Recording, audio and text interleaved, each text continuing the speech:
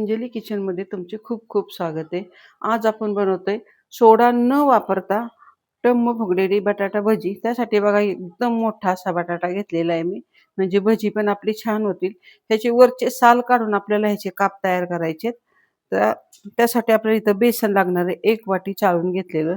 3 चमचे मी तांदळाचं पीठ घेतलेलं आहे भजी कुरकुरीत होण्यासाठी. त्यानंतर आपल्याला पाव चमचा ओवा लागेल. पाव चमचा हळद लागेल. किंचित असं लाल तिखट घेतलंय. नाही टाकलं तरी चालू शकतं. चवीनुसार मीठ घेतलंय. कोथिंबीर लागणार आहे थोडी आणि इथं तेल लागेल तळण्यासाठी आणि पाणी लागणार आहे. तर इथं पाहू शकता बटाटा आपण इथं घेतलेला आहे. त्याची वरची साल आपण आता इथं काढून घेऊया. तुम्हाला आवडल्यास तुम्ही हे साल ठेवू शकता. तर आपण इथं बटाट्याची साल काढून घेतलेली. आता बटाट्याचे आपण वेळीवरच काप करून घेणार आहे. तर बटाटा आपण आडवा ठेवलेला आहे कारण की मोठा बटाटा असल्यामुळं काप पण थोडे मोठे होतील. त्यासाठी आपण आडवे इथं काप करतोय. तर इथं पाहू शकता वेळीवर व्यवस्थित असे आपण इथं काप करून घेऊया. पाणी घेतले. पाण्यामध्ये सर्व बटाट्याचे काप ठेवूया म्हणजे व्यवस्थित असे छान होतील.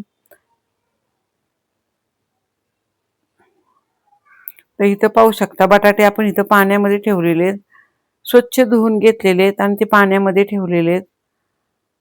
आता बटाटे आपल्याला एका कॉटनच्या कापडावर काढून ठेवायचे म्हणजे ह्याच्यातलं पाणी आहे ते पूर्ण निघून जाईल.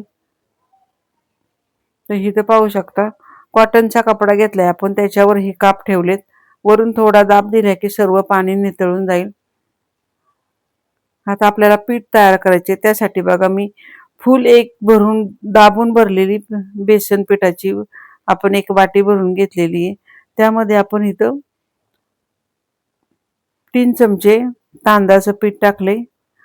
त्यानंतर आता इथं थोडीशी हळद टाकूया. ओवा घेतलाय आपण थोडासा पाव चमचा तो टाकूया. किंचित असं लाल तिखट टाकते मी. नाही टाकलं तरी चालू शकतं. चवीनुसार मीठ टाकलेले. आता सर्व साहित्य टाकून झाले. आता आपण इथं खाण्याचा सोडा वगैरे काही वापरणार नाहीये. तर सोडा न घालता आपण छान टम्म फुगलेली भजी बनवणार आहे. तर त्यासाठी बघा अशा पद्धतीने आपल्याला पीठ तयार करायचे. पिठामध्ये लागण तसं पाणी घालून घेऊया आणि आता हे एका साईडनीच आपल्याला हे पीठ आहे ते एक 10-15 मिनिटं बघा फेटून घ्यायचं.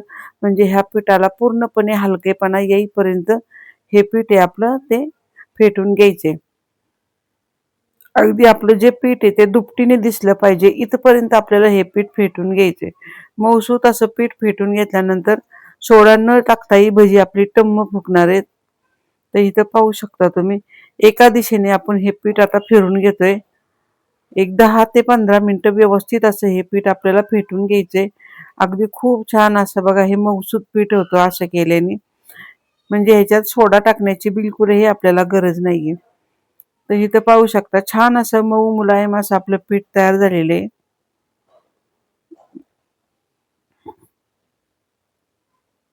इथे पाहू शकता एक 10 मिनिटं हे पीठ मी चांगलं फेटून घेते आता.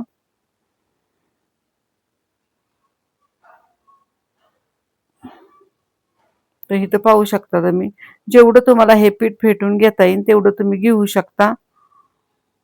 मस्त असं आपलं पीठ तयार झाले. आता ह्यामध्ये आपण थोडीशी कोथिंबीर पण घालूया आणि कोथिंबीर घालून पुन्हा बघा पीठ जरा फेटून घेते 1-2 मिनिटं. आता पीठ आपलं जवळजवळ तयार झालेलं आहे. तेल पण मी तापायला ठेवलेलं आहे.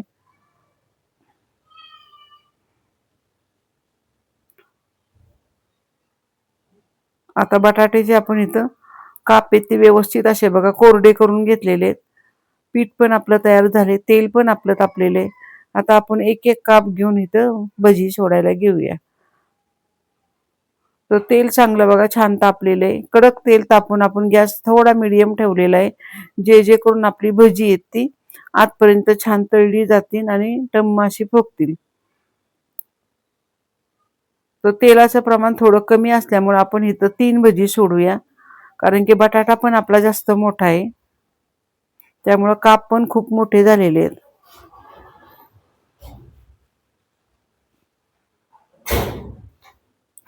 तर इथं बघू शकता 3 भजी मी इथं सोडलेली आहेत.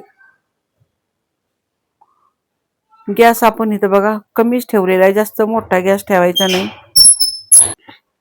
तर इथं पाहू शकता आपण पहिल्यांदा 3 भजी सोडलेली आहेत व्यवस्थित आता ह्याला छान तळून घेऊया.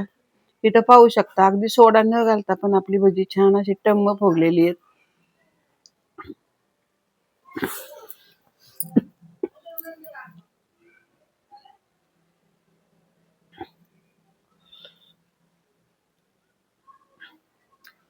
आता आपली भजी जवळजवळ तळत आलेली आहेत. आपण ही काढून घेऊया.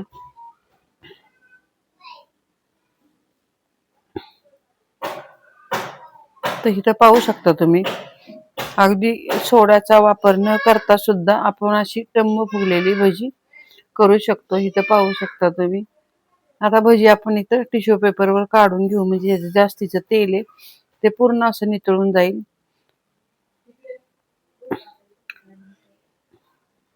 आणि अशा पद्धतीने बघा आता सर्व भजी ती आपण आता तळून घेणार आहे.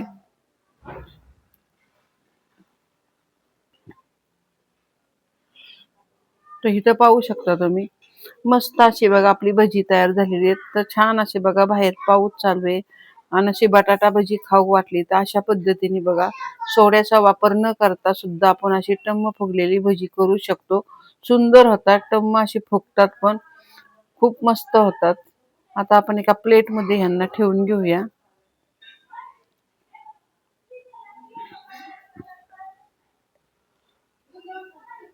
सोबत आपण 2 मिरच्या पण तळलेल्या आहेत.